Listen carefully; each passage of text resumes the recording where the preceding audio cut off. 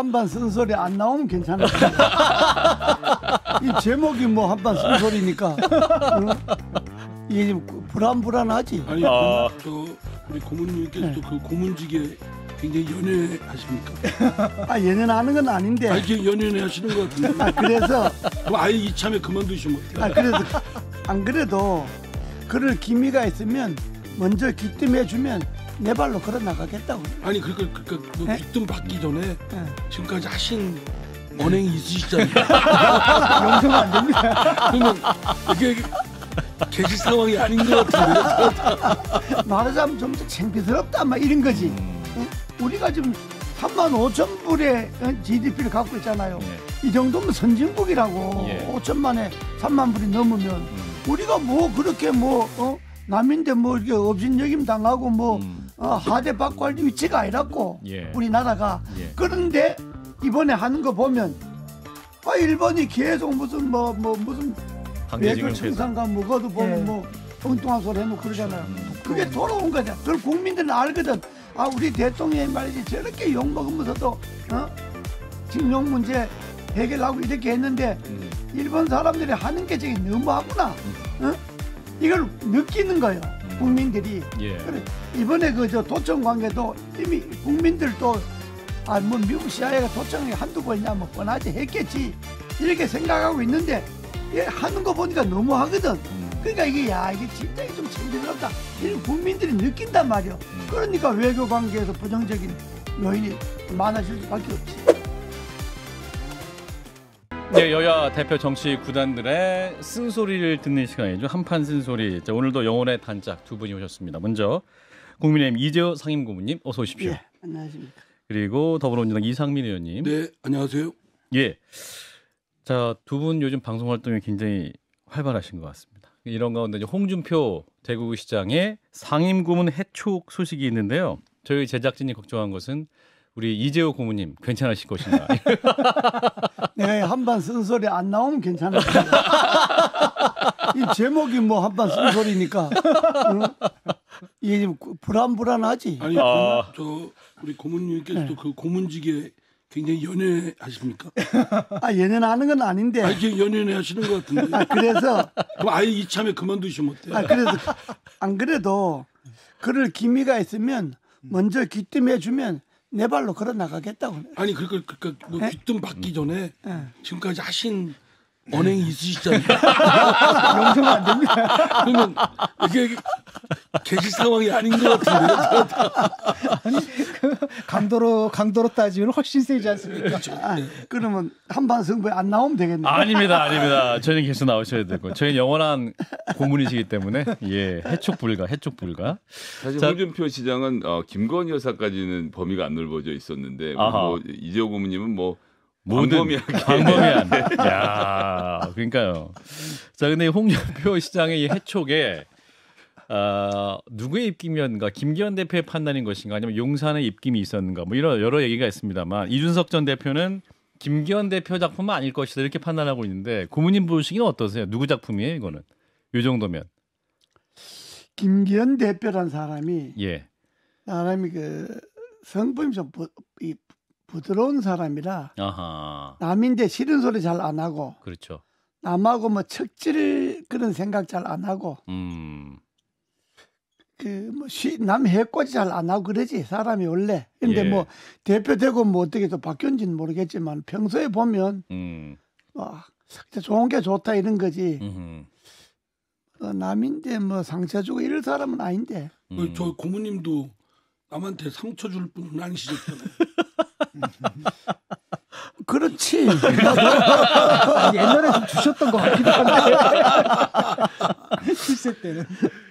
근데 이제 홍준표 시장이 이제 김기현 대표의 리더십 공격도 많이 하고 또 이제 전광환 목사 관련해서 굉장히 또 강한 발언을 하지 않았습니까? 그런 논란 속에 또 해촉이 됐단 말이죠. 그래서 정말로 전광환 목사 관련해서도 정말 이분이 영향력이 있는 것이냐 이런 말씀도 많이 하시고 하는 어떤 의미로 해석돼야 됩니까 이게? 뭐 여러 가지 뭐 해석은 할 수 있겠지만은 결론은 뭐 당에 쓴소리하고 기분 나쁜 소리 하니까 잘한 거지. 그럼 뭐 길게 해석할 게 뭐 있어? 그 조용히. 근데 홍준표 시장이 계속 또 가만히 계실 분은 아니잖아요. 오히려 더 신났지. 그렇죠. 그 홍준표 대표라는 분이 예. 내가 볼 때 그 중고등학교 다닐 때 국어 공부를 잘 안 한 것 같아. 홍준표 시장이요? 아, 예. 그러니까 은유법을 잘 몰라. 맨날 직설적으로만 말하니까. 돌직구만 던진다. 변하고도 던져야 되는데. 좀 뭐 은유도 은유법을 해야 써서 되고. 이야기하고 그러면 듣는 사람도 뭐 직접적으로 말 못할 때 예. 뭐 직접적으로 대놓고 뭐 책 잡힌 게 있나 뭐 이런 식으로 나가버리니까 듣는 사람은 상당히 좀 기분이 나빴겠지. 그러니까 그 사람이 그래 국어 공부를 잘해야 돼. 국어 교사 입장에서. 최근에 그 백분 토론에서 홍준표 시장님이 정치력 없는 대통령을 뽑았다 이렇게 지른 다음에 좀 그 다음 단어가 좀 문제였다고 생각하는데 어떻게 물릴 거야?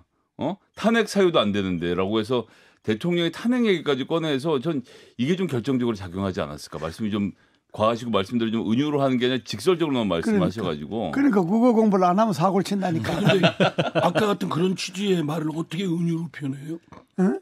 어떻게 그 살살 유도를 하는데 내까지 잘려야 되겠어. 어제 이제 하태경 의원은 저희 방송 나와가지고 그 일강 횟집에서 분위기 굉장히 좋았다. 그래서 윤석열 대통령 뜻은 아닐 것이다. 대통령이랑 같이 횟집에서 밥 먹는 거 봤을 때 대통령과 홍준표 시장에는 굉장히 사이 좋은 것 같더라. 이렇게 얘기를 했기 때문에 그럼 여러 가지 판단했을 때 그런 건 뭐 그건 사이 좋은 거 하고 뭐 아무 상관없다. 그럼 술집에서 그럼 인상 쓰고 앉았네. 사이 좋아야지. 그렇죠. 저도 그 판단을 들으면서 그런 거하고는 관계 없고. 예. 밥은 밥대로 맛있게 먹고 그런 밥은 자를 건 자르고. 밥대로 먹고 술은 술대로 먹고 예. 또 할 일은 하고 뭐 그런 거지. 자를 건 자르고. 자르고 그런 것이다. 알겠습니다. 근데 고모님도 그 정광훈 목사가 집회했던 그 집회 과거에 또 참여하신 적도 있으시잖아요. 참여한 정도가 아니고 같이 했지. 같이 솔직히 말씀해 주셨어요. 10월 2019년 예. 10월 3일 10월 그 9일 예. 광화문 집회 예. 소위 건국일의 보수가 제일 많이 모였다는 그 집회 있잖아요. 예. 그때 이제 문재인 정권 문재인 퇴진 조국 구속의 구호였거든. 주 구호가 예. 퇴진 문재인 구속 조국 이랬으니까 그때 한 300만 정도 왔잖아요. 두 번 집회. 300만. 그 집회를 정광훈 목사가 이제 총괄 대표를 했고 왜냐 그러면 이제 교회 기독교 쪽 목사를 교인들 도움을 해야 되니까. 근데 집회를 이끌어 나가고 이 조직하고 꾸며 나가는 거는 목사님이니까 잘 못하잖아요. 그 내가 총괄 본부장을 했어요. 이거 두 분이 굉장히 가까운 분이네요. 가깝다기보다 일을 같이 했지. 예, 그게 가까운 겁니다. 그렇죠. 그래서 10월 3일, 10월 9일 두 번 집회를 성공적으로 끝냈지. 그때 그것이 이제 정권 교체 계기가 된 거지 사실. 그 집회가 전국적으로 모였으니까. 고모님 때문에 정권 교체가 된 거네. 그러면. 뭐 내 때문에 그런 건 아니지만. 그랬기 때문에 그때는 전 목사하고 뭐 같이 일을 했으니까 그 집회를 대표는 정광훈 목사였지만은 주관하고 집행하고 이끌어 나가고 하는 거는 내가 직접 마이크 잡고 다 했으니까. 제가 풀렸네요. 왜 저 이재호 고모님이 고문직을 그대로 갖고 계시나요? 그래 그 후로는 같이 집회 나간 일이 없어요. 그때 그거는 내 임무는 끝났다 그랬으니까 이 집회를 이재호 고모님 저희는 정광훈 목사가 어른어른거리네요. 아니 그러니까 그건 사실들 이야기하지 내가 뭐 그거 갖고 지금 와서 뭐 안 했다 뭐 아니다 이렇게 이야기하면 사람이 되겠어. 생각해보니 말씀을 들어보니까 정광훈 목사를 왜 이렇게 어려워하는지 알겠네요. 저는 그냥 그거 아스팔트 부대인데 왜 저러나 싶었는데 생각해보면 그 집회를 생각하면은 이분들이 그 목사님을 어떻게 생각하는지 알 것 같아요. 왜냐하면 집회를 같이 내가 했는데 지금 뭐 집회 같이 안 한다고 또 뭐 내가 돌아서서 맨 욕하고 그러면 사람 인간성이 보이잖아. 같이 이제 일을 같이 안 하면 되는 거지. 일을 같이 안 한다고 옛날에 일을 같이 시큰해놓고 지금 와서 뭐 또 막 욕하고 그러면 안 되잖아. 그러니까 나는 입을 안 열지. 그리고 그 집회에 나온 정치인들이 무려 13명이 되니까 연설한 사람들이. 그러니까 목사님 또 전주교 불교 종교 쪽은 목사님이 연설을 교섭했고 일반 정치인들은 내가 다 교섭했으니까. 그렇군요. 그러니까 뭐 그 집회로 그걸로 끝난 거지. 그 집회가 성공적으로 끝났기 때문에. 근데 지금 이제 당이 제대로 가기 위해서는 이제 정광훈 목사와 선긋기 제대로 해야 된다 이런 목소리가 나오고 있지 않습니까? 근데 고모님 말씀 들어보면 선긋기 좀 하기 어려워 보이네요. 아니 선긋기고 저가지고 할 거 없죠. 그분은 그분대로 하는 거고 다운 당대로 하는 거지. 그거는 뭐 무슨 그분이 당에 들어와서 뭐 당직을 갖고 있는 것도 아니고 뭐 그러잖아요. 그러니까 과문에서 정광훈 목사는 정광훈 목사대로 하는 거고 또 당은 당대로 하는 거지. 그걸 뭐 굳이 뭐 그걸 같이 뭐 싸잡아서 이야기할 것도 없고 그러잖아요. 따로따로 하면 되지. 하태경 의원 얘기는 이제 이중당적 갖고 계신 분들에 대해서는 그러니까 이제 좀 당이 선을 그어야 되지 않냐 이런 말씀도 하시거든요. 이중당적은 그건 정당법 위배걸. 이중당은 못 갖게 될까요? 예, 그렇죠. 그런 부분은 정리할 건 정리하고. 근데 그거 알기가 쉽지 않죠. 왜냐하면 아마 각 당의 당원들 그 명부에 대한 거는 각 당이 아주 기밀로 하는 부분이고 그거를 뭐 대조할 수 있는 방법은 거의 없다시피 하죠. 이중당적은요 사실은 선거에 출마한 사람이 양쪽 당적을 가지고 장난을 칠까봐 규제를 하는 법안이지 그 그렇죠. 시민들이 일반적으로 당원 가입한 걸 찾아갖고 너 이중당적이다 처벌하겠다고 만들어진 조항은 아니라서요. 그리고 또 찾기도 어렵고. 예. 자, 대통령 지지율 좀 얘기해 보겠습니다. 자, 오늘 갤럽이 지난 11일에서 13일 성인 남녀 1,002명을 상대로 실시한 여론조사를 보면 대통령의 직무 수행 잘하고 있다 27%, 잘 못하고 있다 65%가 나왔어요. 그러니까 긍정 평가가 지금 30% 선이 무너진 거네. 27%. 자, 무엇보다 TK와 PK에서의 또 지지율이 심각하게 낮아진 상황이라고 하는데 이 부분 어떻게 받아들여야 될까요? 제가 먼저 말씀드립니다. 이상민 의원님. 그 윤석열 대통령이 그런 말 있지 않습니까? 그 강제징용 문제하고 온통 세상이 시끄러우니까 반대도 많고 비판도 많고 하는 걸 듣고 윤석열 대통령이 1%의 지지를 받더라도 한다. 내 결단이다. 나는 그냥 강조법인 줄 알았어요. 그게 아니고 1% 지지를 받으려고 각오를 하신 것 같아요. 요새 하는 거 보면. 그러니까 1%까지 한번 받아보자.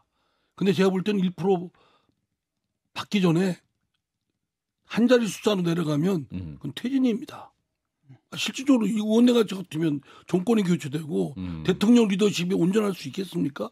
국정을 끌어갈 수 없죠. 그러니까 그 말 자체도 잘못된 거지만 요즘에 이제 도청 문제, 미국의 도청 문제를 대응하는 정부의 태도라든가 뭐 그 이후에 여러 가지 하여튼 그런 태도를 보면 아주 그냥 끝까지 가보려고 땅에 떨어질 때까지 가본다. 그래도 지책은 붙잡고 있을 수 있다라고 생각을 할지 모르지만 선출직 공직자는 지지도 1%면 그건 아웃입니다. 그거는 뭐 고모님 1%라는 거는 또 꼭 1%라는 걸 액면 그대로 받아들일 건 없고 국어 교사로서 말씀하시네요. 강조법이죠. 나는 뭐 지지율에 관계없이 하겠다. 지지율이 떨어져도 나는 내 소신대로 밀고 가겠다. 이런 표현이니까. 내가 그걸 알겠는데 그런 줄 알았는데 요즘 하는 거 보니까 그게 진심이었나? 그런데 그런 표현인데 대통령이 하는 말은 지지율에 연연하지 않고 지지율이 떨어진다 하더라도 나는 나가겠다 이렇게 이야기를 했는데 실제로 지지율이 1% 되면 그건 정권이 무너지지. 그렇죠. 실제로 1% 되면. 박근혜 전 대통령 탄핵 때 5%까지 내려갔었으니까. 그러니까 실제로 1% 되면 5% 넘어가니까 그 국민님 그러니까 현재 국민의 전신 의원들도 다 돌아선 것 아닙니까? 그렇죠. 그때 그게 무슨 당이었지? 새누리당인가 뭔 당인가? 그 당에 안 돌아섰으면 탄핵이 안 되지. 그렇죠. 거기에 60% 이상 돌아서 버리니까 그게 지지율이 5% 되니까 아이고 끝났다 이렇게 되는 거다. 그러니까 국회의원들은 자기들 선거도 생각해야 되니까. 그렇죠. 지지율 5% 되는 대통령을 얻고 다음 선거 치를 수 있겠어요. 그러니까 마찬가지로 그건 대통령 말씀은 뭐 그대로 그냥 강조법으로 받아들이면 되는데 실제로 27%로까지 내려갔다. 그런데 부정이 65%잖아요. 그렇죠. 이게 대구 경북도 53% 부정, 부산, 울산, 경남도 55%가 부정입니다. 대구 53%. 본인이 당선이 47%잖아요. 그렇죠. 그렇죠. 그럼 본인이 당선 한 47%에서 20%가 떨어져 나갔다는 거 아닙니까? 그러네요. 그럼 본인을 찍어줬던 중도만 떨어져 나간 게 아니고 중도는 뭐 싸그리 다 떨어져 나갔다고 봐야 되고 이 정도 되면 고정 지지층 30%를 갖고 있는 고정 지지층에서도 3, 4%가 떨어져 나갔다는 거 아닙니까? 예. 그럼 이건 상당히 요거 숫자만 보면 요것만 보고 말한다면 상당히 힘든 국민이지 어려운 국민. 아니 지금 이제 지지도 그냥 무슨 뭐 인기도 조사하는 게 아니고 그렇죠. 이런 정도의 국민적 그 신뢰가 아주 허물어진 상황에서 국정을 끌어갈 수 있겠습니까? 아니, 이재호 고모님도 예전에 이명박 정부 초반에 이런 한번 위기를 겪으셨을 텐데 네. 그땐 대통령께 어떻게 조언을 하셨어요? 아 그때 나는 마치 미국에 가 있어갖고 나는 당선시켜 놓고 선거 치르고 워싱턴에 가셨죠 그때. 끝나고 나 워싱턴 DC에 가 있었으니까 그러면은 그 뭐 자세하게 내가 모르겠는데 뭐. 또 국제전화라는 게 뭐 요즘도 도체이지만 국제전화는 100% 도체이니까. 네. 아 그래요? 뭐 지금은 모르겠는데 뭐 옛날 지금도 그럴 거예요. 아하. 국제전화는 뭐 100% 도체이니까. 전화는 뭐 가끔 와도 뭐 전화로 다 이야기할 수 없으니까. 그때 뭐 국내에 있는 참모들이 대책을 세웠겠지만. 예. 그때 또 상당히 그 위험했죠. 위험했는데 그러나 그때는. 팩트하고 원체 달리 그게 전개됐기 때문에 이거는 시간이 해결한다 이렇게 시간이 해결한다. 그때 내가 그 말씀드린 거는 시간이 해결한다. 조급할 필요 없다. 이번에도 시간이 해결을 해줍니까? 이번에는 팩트가 그때는 광우병 하는 건 진짜 엉터리잖아요. 왜냐하면 광우병 말하는 사람도 미국 와서 맨날 소고기 먹고 그랬으니까. 그러니까 내가 이건 시간이 해결한다라고 내가 미국에서 이야기를 한 거고 이번 거는 이거는 좀 팩트가 이거는 팩트죠. 아리까리하잖아요. 근데 오늘 대통령실은 표본 추출이나 질문지 구성이 과학적인 것인가에 대한 의문점이 있다. 참고하는 경우도 있고 참고하지 않은 경우도 있다라고 말씀드리겠다. 이렇게 반응이 나왔어요. 그럼 이제 갤럽도 압수수색인가요?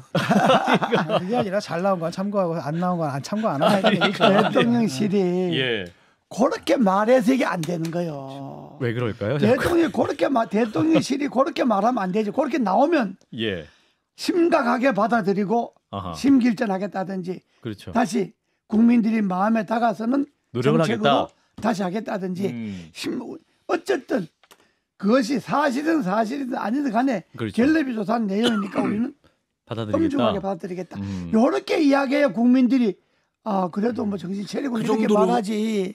그렇게 얘기하면 그렇게 이야기하면 되겠어. 아니 그렇게 얘기하면 지지도가 그렇게 떨어지지 않죠.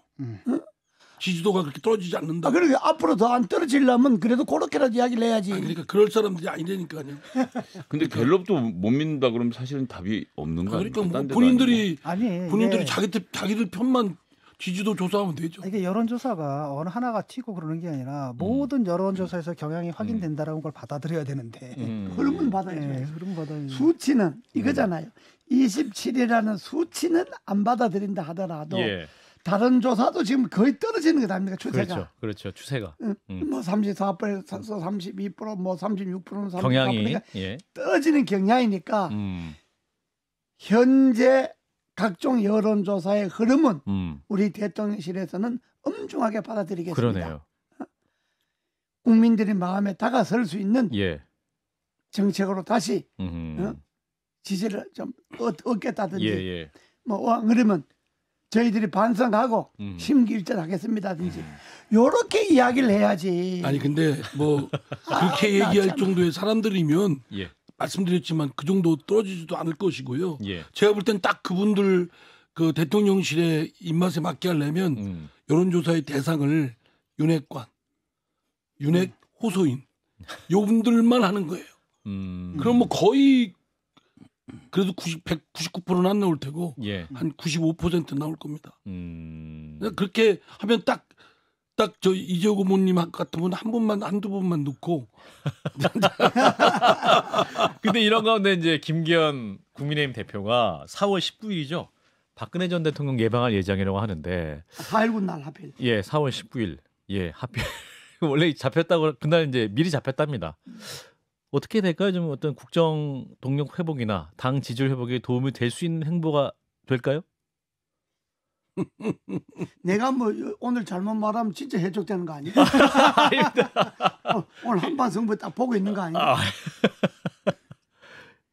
내가 볼 때는 네. 별로 관계.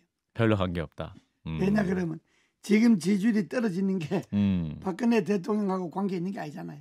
그러네요. 그러잖아요. 그런데 박근혜 대통령을 만난다고 그래서 예. 더 지지율이 뭐 올라가거나 반전돼 이런 건 아니고.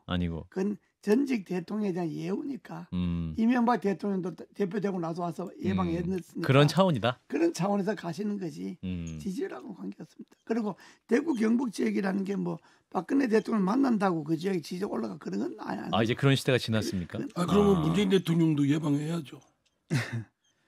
예방하는 게 옳지. 예. 여당 대표니까 전직 대통령 예방하는 게 옳지. 그런데 문재인 대통령이 뭐 별로 반가워 안 할걸. 아니 반가워하고 안 하고 하는 예방 저 집권 여당의 대표가 됐으면. 그럼 뭐 지금 생존하는 전직 대통령이 세 분이니까 전직 대통령 두 분 만나고 한 분은 당이 다르다 하더라도 전직 대통령이니까 만나야죠. 그건 제 생각인데 보면은 이제 중도층이 다 떨어져 나갔잖아요. 하나도 남김없이 다 떨어져 나가고 그다음에 문제는 뭐냐면 2030이 붙어서 당선된 건데 2030 지지율이 지금 형편없습니다. 근데 심지어는 10%도 그렇죠. 되나요? 거기다 이제 TK에서마저도 지금 부정평가가 긍정평가가 높게 나왔단 말이죠. 그런데 이제 이분들은 어떻게 생각하냐면 왜 그런 결과를 나왔느냐. 그다음에 해법도 똑같은데 이 사람들 얘기를 좀 들어보잖아요. 그럼 어떤 분위기냐면 이런 거예요. 어차피 중도층 존재하지 않는다. 그냥 집도기만 확실하게 잡으면 어차피 그 중도층들은 결국은 선택하게 될 거다. 선거가 다가오면. 그래서 우리가 이길 수 있다라고 하는 겁니다. 그러다가 이제 중도층이 다 떠나잖아요. 그러면 이제 딜레마에 빠지는 거예요. 왜냐? 여기서 또 틀면은 이 강성 지지층들이 반발하거든요. 그 지지마저 떨어지면 이제 정권이 무너지는 거잖아요. 그러니까 어쩔 수 없이 또 이 강성 지지층만 또 좋아할 수밖에 없는 거. 그래서 지금 행동하는 게 박근혜 대통령하고 박정희 기념관가고 이런 것들이 나름대로는 집도길 단속하기 위한 이런 행보로 좀 보여요 저는.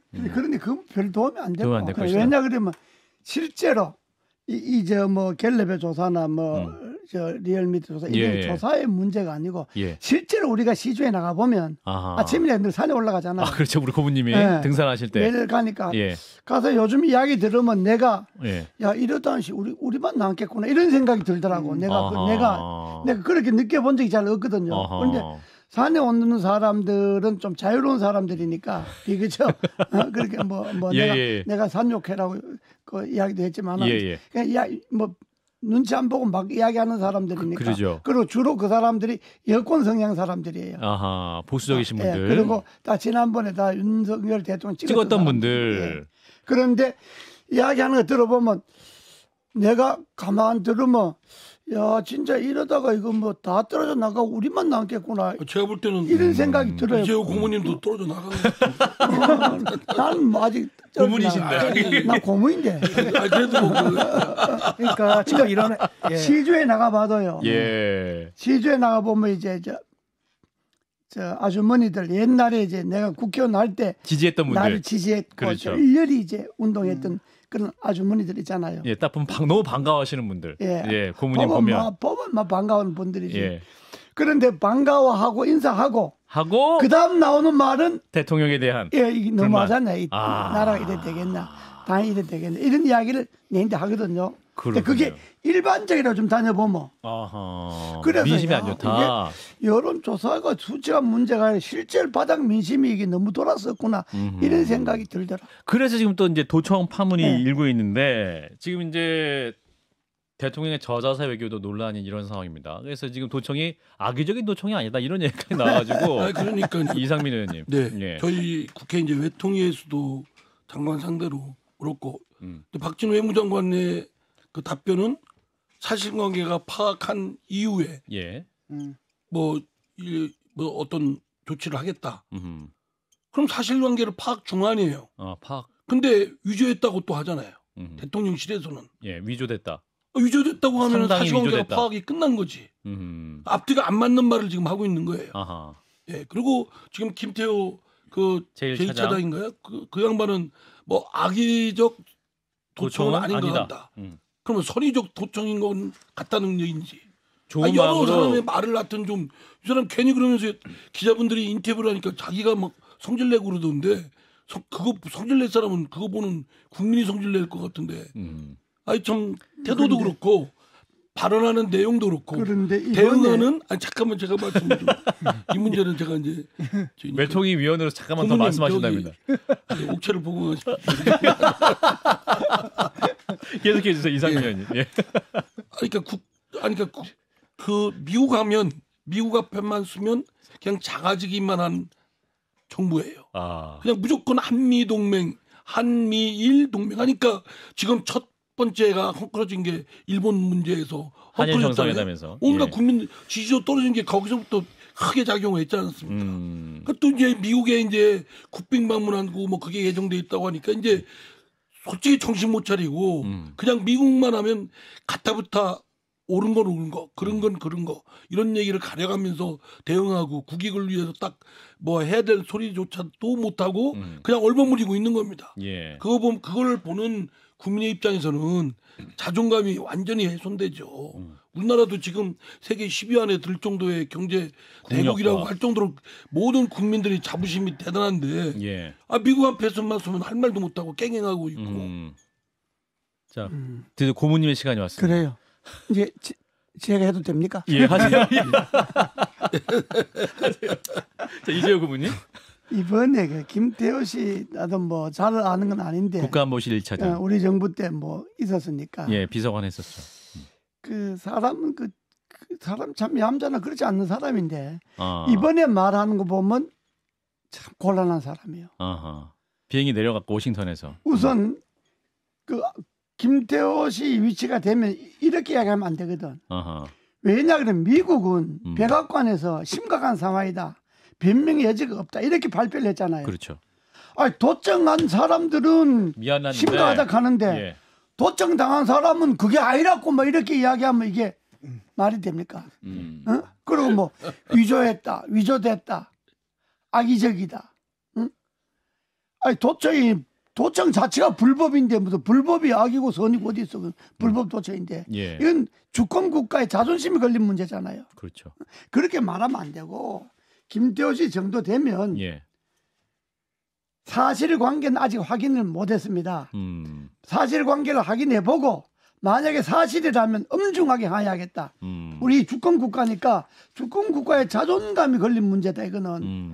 이렇게 강하게 이야기를 하고 미국에 갔어야 하고 미국에 가서도 사실 의된 거냐 알아보는 신유이라도 해야지. 응? 이걸 자꾸 뭐 변명하고 아이락하고 뭐 이렇게 하면 도청한 나라는 그게 심각한 상황이라 하는데 당한 사람은 아이락하고 이게 안 맞잖아. 그러니까 그 자리에 있으면 개인의 어떤 그 안위라든지 뭐 정권의 안위 그것도 중요하겠지만 국가의 체면이 중요한 거지 외교 관계는. 예. 국가의 자존심이 중요한 거지. 그러니까 이번에 CIA 도청 관계에 대해서 정부의 태도는 아주 잘못된 태도예요. 저렇게 취하면 안 돼요. 근데 왜 그러는 거죠? 응? 저런다고 미국이 뭐 안 좋아할 걸 좋아하고 좋아할 걸 안 좋아하고 이런 때가 아니거든. 안 줄 걸 주고. 네. 그렇게 다이거든. 나도 워싱턴 DC에서 한 1년 있으면서 예. 미국 정치인들 많이 만나봤지만 예. 미국이라는 게 세계를 움직이는 큰 국가잖아요. 그렇죠. 동맹국 하나의 이해관계에서 좌우될 나라가 아니라고. 그러니까 자기네들도 아이고 미 CIA가 도청한다는 거는 세계 여러 나라를 도청한다는 거는 다 알죠. 다 알잖아요. 그거는. 예. 그건 세상은 다 알잖아요. 그거는. 당연히 도청했을 거다. 그건 뭐 추측이 했을 거다. 그런데 내용이 어떻게 된지는 모르겠지만은 그 도청했으면 이번에도 미국의 입장에 나오는 것 따라서 우리가 강력해야겠다. 먼저 미국의 입장을 밝히고 그리고 우리가 대응을 해야지. 도청 당한 사람이 먼저 지뢰 이야기를 하는 게 어디 있냐고.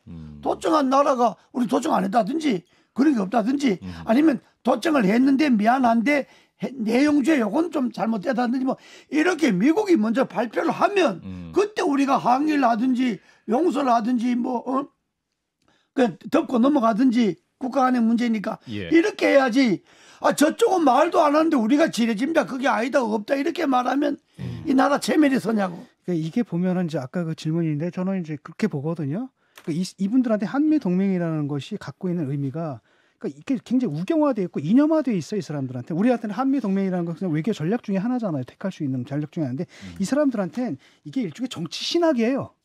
그러니까 한미 동맹 교입니다. 거기서 미국은 이제 신의 위치를 차지하니까 감히 함부로 할 수 없는 거예요.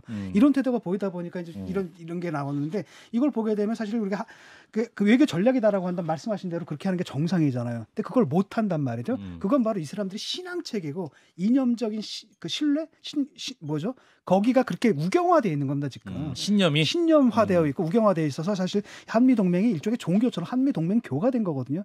그러니까 그 길바닥에 나오면 항상 태극기하고 성족이랑 같이 들고 나오잖아요. 근데 개중에 또 이스라엘기까지 들고 나오는 이상한 사람들이 있어요. 예.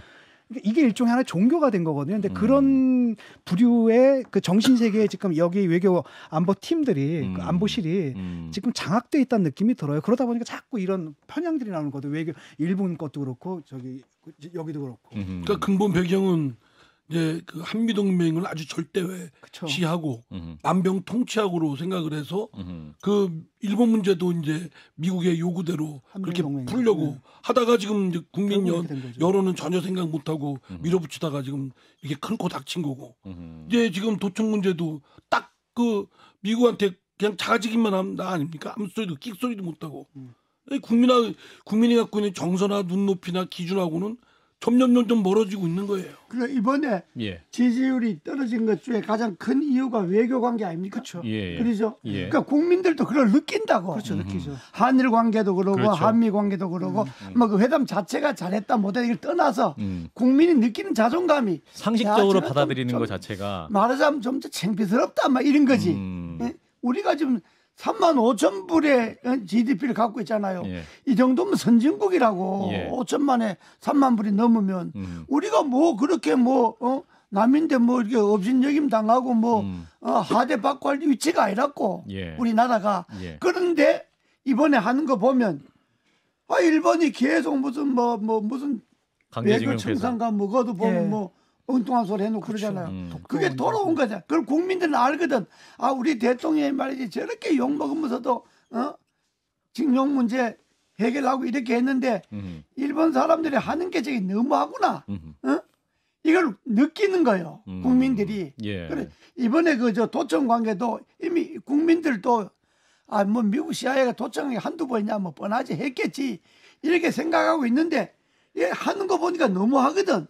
그러니까 이게 진짜 좀 창피스럽다. 이런 국민들이 느낀단 말이에요. 그러니까 외교 관계에서 부정적인 요인이 또 많아질 수밖에 없지. 그러니까 이게 외교를 하는 게 김태호 차장도 그렇고 대통령도 그렇고 교섭을 하는 게 아니라 어떻게 하면 일본을 기쁘게 하고 미국을 기쁘게 할지 생각하는 사람들처럼 굴어서 기시다 총리가 마음을 열었다. 이것이 지금 외교적 성과라고 얘기를 하고 있는 것이고 이어서 바이든 대통령도 기쁘게 해야 된다라는 생각으로 접근하고 있는 게 아닌가 생각을 하면 그러니까 같은 국민에서 굉장히 자존심이 상하더라고요. 이게 그러니까요. 그런 거라니까요. 무슨 기쁨 줍니까 대한민국 정부가. 근데 또 이런 문제가 있는데 그런 문제거든요. 사실 도청을 어차피 다 합니다. 예컨대 그때 그 미국에서 이제 그 메르켈 총리 도청했잖아요. 그 4년 후에는 또 그 독일 정보부에서 백악관 도청하다 걸렸거든요. 문제는 뭐냐 이게 걸렸을 때 어떻게 처리하느냐잖아요. 근데 저는 이제 이게 이제 도청 문제가 해서 뭐 우리가 정말 미국한테 성질 내고 하는 건 어쩜 부차적이에요. 뭐 우리가 뭐 성질 내고 안 내고 관계가 달라질 건 없는데 문제는 그런 굴종적인 자세, 예속적인 자세를 지니면서 우리 국익에 상당한 타격을 줄까봐 걱정하는 거예요. 당장 우크라이나 그 전쟁에 지금 미국의 요구대로 지금 전쟁 물자를 공급하라는 요구를 받고 있지 않습니까? 우리는 지금 전쟁 중인 나라에殺傷 무기는 제공할 수 없다. 그럼 국가적 원칙을 딱 세워놨어요. 그런데 그거를 지금 허물어뜨리고 제3자 우회 폴란드나 다른 제3국을 통해서 우회 경로로 지원하겠다. 이러면 우리가 직접 전쟁에 개입을 하는 겁니다. 이렇게 되면 전쟁에 개입해서 그걸로 끝나는 게 아니라 러시아의 관계는 어떻게 됩니까? 러시아에 지금 막대한 기업들이 우리나라 굴제 기업들이 거기 투자도 돼 있고 현지 법인화돼 있고 공장도 있고 그런데 지금 그러니까 이러한 것이 일파만파가 돼서 우리 국익에 상당한 피해를 줄 것이 그게 우려스럽습니다. 그리고 이게 그 미 CIA가 뭐 하도 도친을 잘하는 그게 그 사람 직업이니까. 예. 그러니까 이제 딴 나라도 보면 예. 대개 대통령궁이나 이런 데는 예. 도청 방지 기구를 띄워요. 그렇죠. 그 이제 대통령실 주변 이렇게 하늘에다 높이 전파방해나 전파방해나 도청이 예상되는 데 대한 그 방지 기구를 만들어 갖고 이렇게 재민 기구 뭐 이런 게 하늘에다가 있죠. 뭐 예. 풍선 비슷하게 예. 있는 게 예. 띄워요. 음. 그렇게 다 해피님 도청 방지. 근데 요즘 뭐 도청 기술이 하도 발달돼 있으니까 예. 그것도 소용없는지 모르지만 그러나 그렇게 다 한다고 그랬거든. 그런데 우리는 용산에도 뭐 그런 게 있는지 없는지 모르겠는데 뭐 안보에 대해서 뭐 그런 것도 다 충분히 생각하고 했겠지. 예. 했는데도 문제는 뚫혔으니까 문제는 우리 정부 대응이 그러니까 중요하겠다.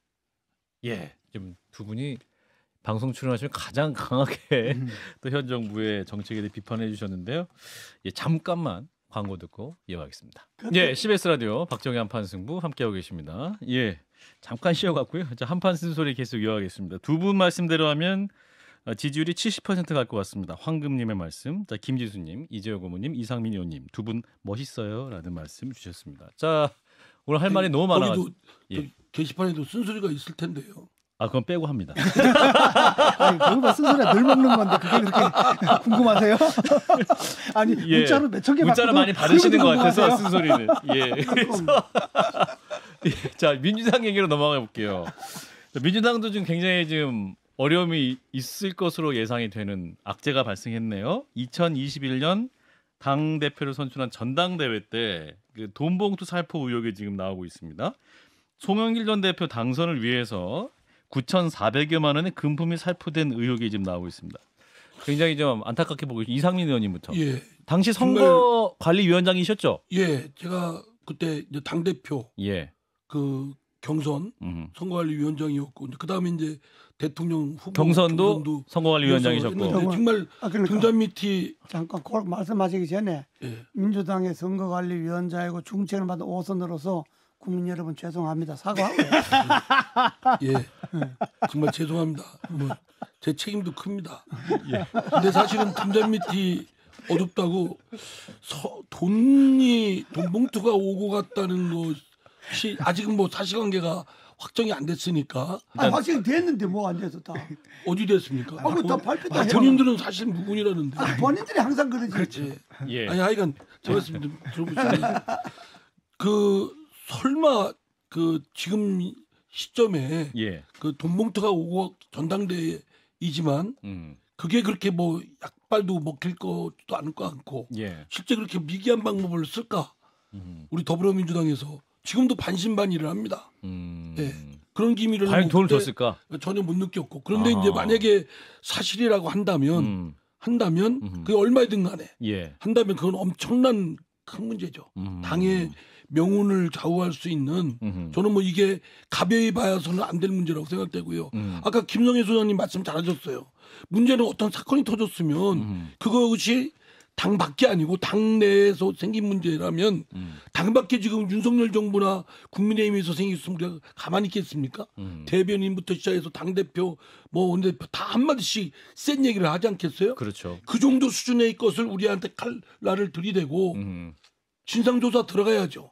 당 자체적으로 해야 된다. 당내 기구. 진상조사 기구를 마련해서 아주 엄정하고 철저하게 샅샅이 파헤쳐서 우리가 쳐야 될 건 치고 정리해야 될 건 정리하고 국민한테 사죄할 건 사죄하고 이렇게 나가야 되는데 지금 아직까지도 당 지도부가 그걸 안 하는 건 진짜 그것이 더 큰 문제라고 생각합니다. 가장 중요한 건 송영길 전 대표가 와가지고 좀 진상규명 하셔야 될 것 같다는. 협조해야죠. 당장 귀국해야 됩니까? 본인의 문제 아닙니까? 예. 예. 당장 와야죠. 당장 귀국해야 된다. 아무것도 예. 안 하는 게 아니라 한술 더 떠가지고 만약 기획수사다 이렇게 또 프레임을 짜잖아요. 그거는 말이 안 되는 거고요. 예. 아니 당연히 검찰이 기획수사하죠.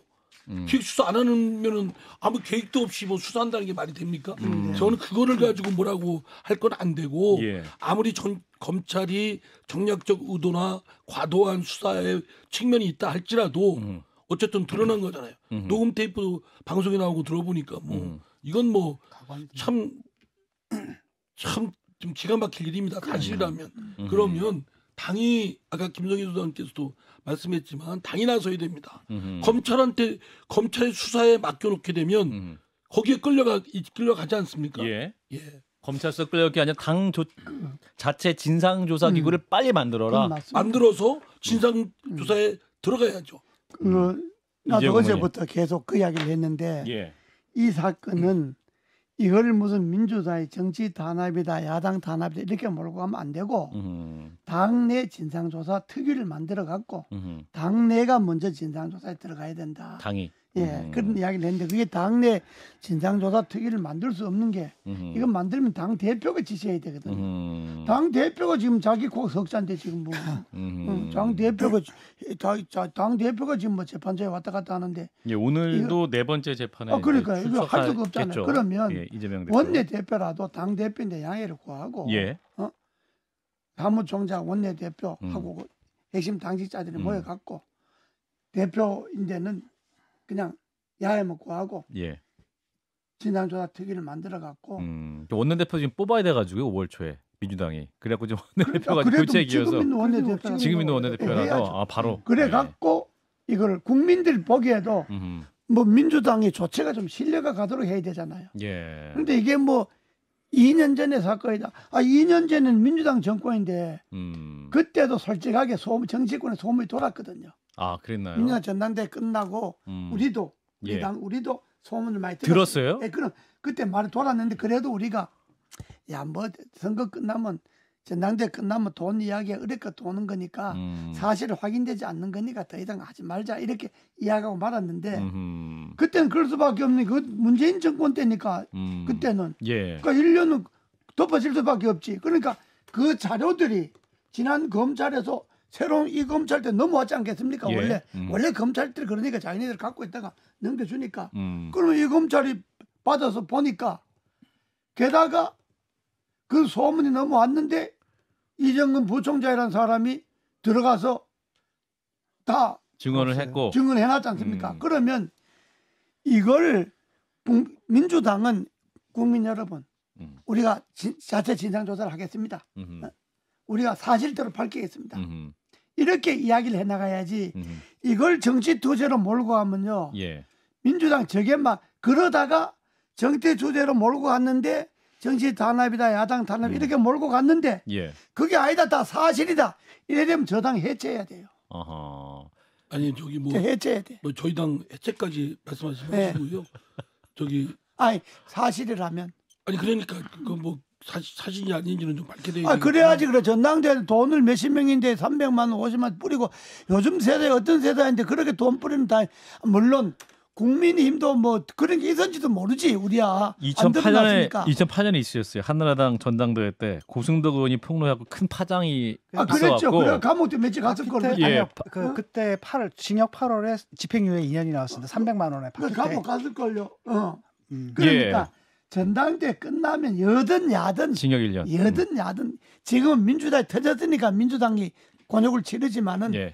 국민의힘 전당대회도 끝나면 그런 얘기 늘 돌았어요. 이번에는 그런 얘기 안 돌았나요? 이번엔 난 모르겠는데 뭐 하여튼 전당대회 끝나면 늘 정치판에 그런 이야기 돌아요. 그런데 이번에 이제 민주당이 딱 걸렸으니까 이번 기회에 아주 뿌리를 뽑아야 되니까 하여튼 민주당은 당을 해체할 각오를 하고 진상규명을 해야지. 그 말씀에 이의가 없습니다. 같은 생각이고요.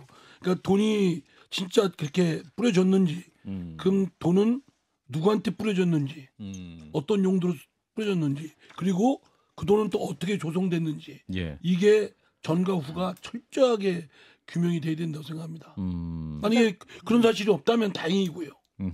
일단은 사업가에서 돈이 나온 거 아니겠습니까? 근데 사업가들이 돈을 줄 때는 그냥 죽진 않거든요. 자선 사업하는 건 아니고 분명히 어떤 대가를 원하는 것이고. 하여튼 그다음에 그런 사실 자체가 지금 검찰 수사에서 드러나고 녹음 테이프까지 나올 정도는 건 너무나 부끄러운 일이에요. 정말 부끄럽고 그 얼굴을 좀 들고 다닐 형편이 못 됩니다. 그다음에 그 녹취록을 보게 되면은 그 돈을 전달했다는 보고를 갖다가 그다음에 송영길 그 당시에 후보죠. 그 보좌관한테 하거든요. 그 문자로 했다. 그 문자를 그 보좌관한테 보냈다라고 한다면 그것도 내 보좌관이 뭐 나 몰래 저지른 일탈이야. 이럴 수 있는 상황은 아닌 거잖아요. 그러니까 송영길 대표가 한가롭게 지금 프랑스에서 뭐 어떻다라고 정치평론 하듯이 할 일은 아니고요. 한거리 파리에 있을 때가 아니다. 본인의 문제가 당의 명운하고도 관련되는 지금 당장 들어와라. 예, 당장 들어와서 그거에 대해서 해명해라. 예. 그럼 송영길 대표가 뭐 파리인가 어디 프랑스 파리가 있어. 거기서 뭐 한가롭게 샌드가이나 보고 있을 게 아니고 예. 당장 돌아갔고 내가 전당대회 때 있었던 일이다. 내가 책임지고 응? 진상규명에 나서겠다.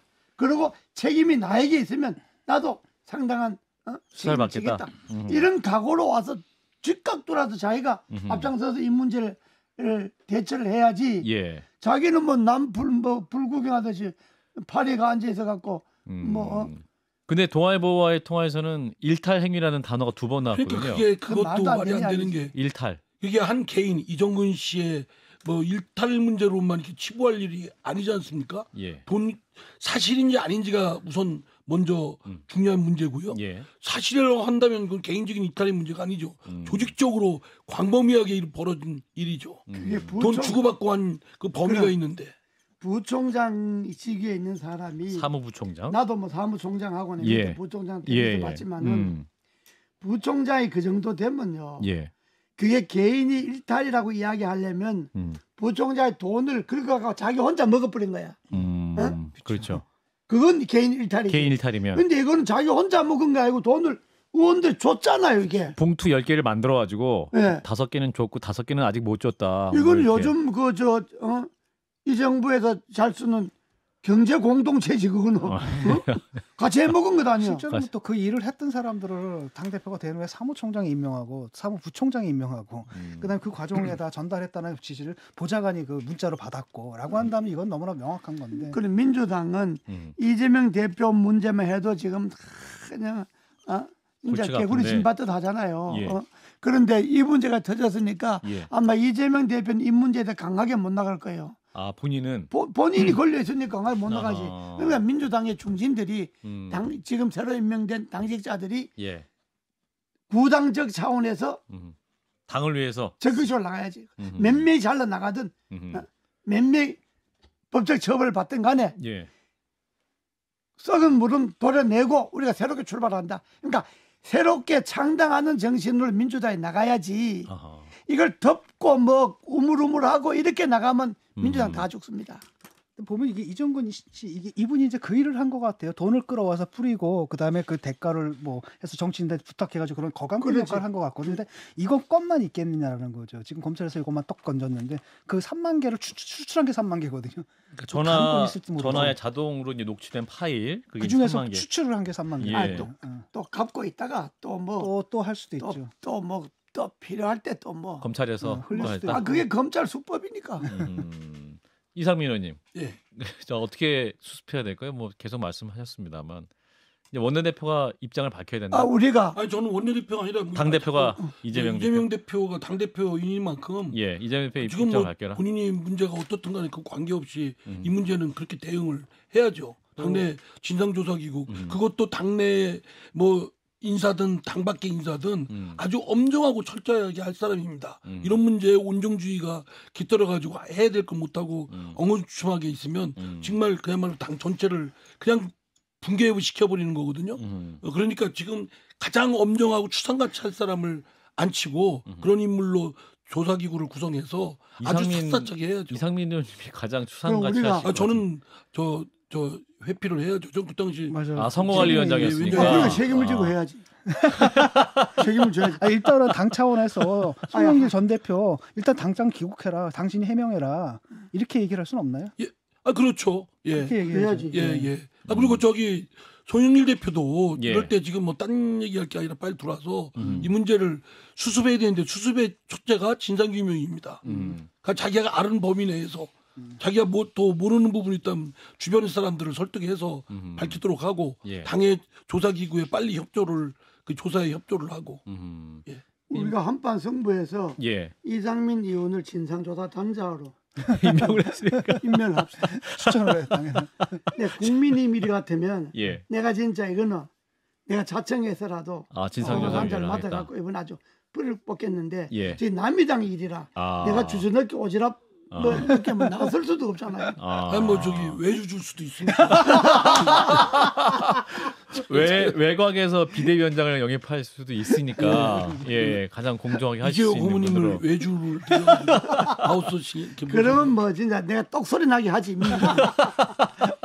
나쁘지 않은 생각거든요. 아주 그냥 말씀하신 대로 민주당 해체로 들어가는 거 아닙니까?